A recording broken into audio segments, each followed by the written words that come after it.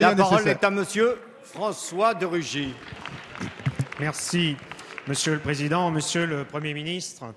Faire vivre l'esprit du 11 janvier suppose de la lucidité sur les contradictions qui parcourent notre société et qui parcourent le monde.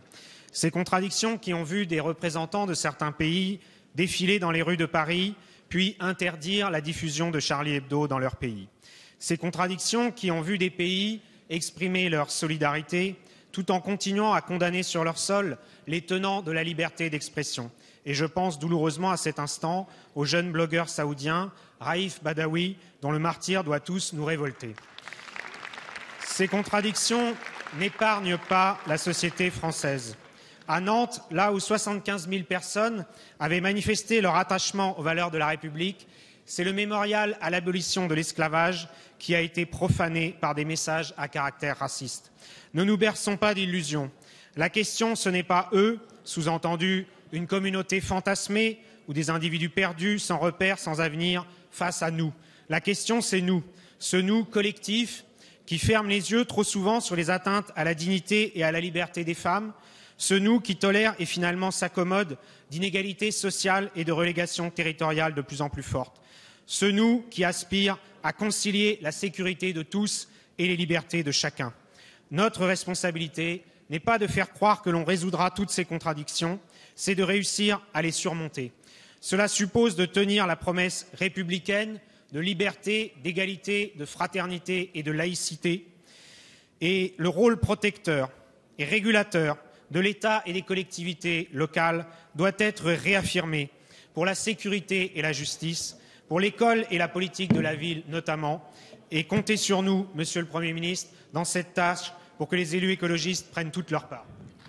Merci. La parole est à Monsieur le Premier ministre Manuel Valls.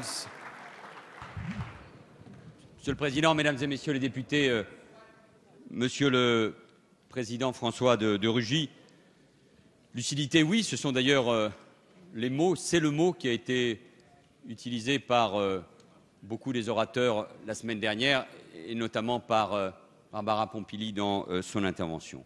Lucidité d'abord sur le degré de menace auquel nous faisons face. Et je l'ai rappelé ce matin dans mes vœux à la presse ministérielle, je le répète ici, comme je l'ai fait il y a une semaine, cette menace, vous la connaissez, elle est réelle, elle est à un très haut niveau, elle ne concerne pas seulement la France, elle concerne de nombreux pays européens. Vous avez tous en tête, évidemment, les événements de la semaine dernière en Belgique. Nous devons y répondre avec beaucoup de force, de détermination, en consultant bien sûr le Parlement. Bernard Cazeneuve sera auditionné par la mission Ciotti-Menucci pour précisément travailler sur des mesures que nous allons notamment présenter, déployer demain, je n'y reviens pas aujourd'hui, vous pouvez le comprendre, en matière de soutien aux services de renseignement, en matière de sécurité. Le Président de la République réunit aussi un Conseil de défense, et puis c'est toute l'action diplomatique internationale que Laurent Fabius a déjà eu l'occasion de rappeler. Lucidité sur les fractures de notre société. Je n'y reviens pas, mais vous avez prononcé les mots, elles sont si évidentes, notamment pour lutter contre l'antisémitisme, le racisme. Vous y avez rajouté aussi un élément important, c'est non seulement la laïcité, mais également la lutte pour l'égalité entre les hommes et les femmes. Et c'est ce combat, qui n'est pas qu'un combat, bien sûr, dans notre pays. Lucidité sur les fractures que nous connaissons dans notre société. Mais disons aussi les choses clairement.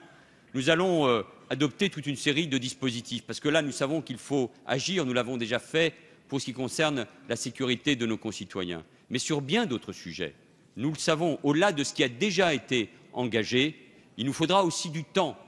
Dire que, pour ce qui concerne l'école, ou les quartiers, ou le sentiment de relégation ou de ségrégation, dire qu'il faudrait résoudre ces questions en quelques jours, en quelques semaines, n'aurait aucun sens. Nous ne répondrions d'ailleurs pas à l'exigence des Français.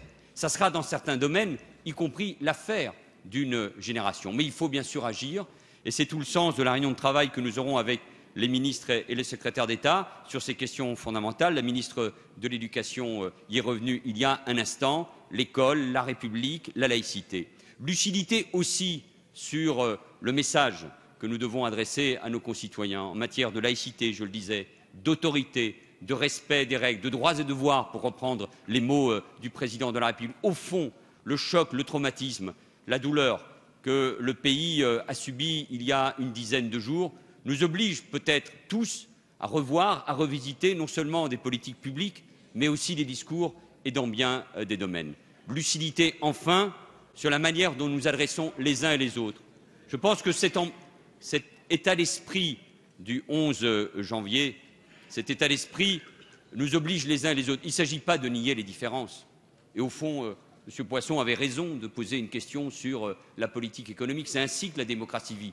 On a voulu attaquer la démocratie, la liberté de penser, la liberté de la presse, et la meilleure manière d'y répondre, c'est la démocratie, c'est le débat, c'est le fait que chacun puisse avoir ce débat. Mais le débat dans la dignité, le débat à la hauteur de ce que les Français ont fait passer comme message. Il ne s'agit pas de nier ce débat, mais il s'agit tout simplement de se mettre au bon niveau, à la bonne hauteur, d'être capable de répondre pas seulement au choc que nous venons de connaître, mais aussi à la crise que nous connaissons déjà, crise économique, crise sociale, mais aussi crise d'identité et crise de confiance. Et si nous sommes capables tous, avec nos différences, mais en nous hissant à ce niveau de dignité et d'exigence des Français, alors je pense que nous aurons fait du bien à notre pays, que nous aurons répondu, évidemment, à l'attente de nos compatriotes. Merci, Monsieur le Président.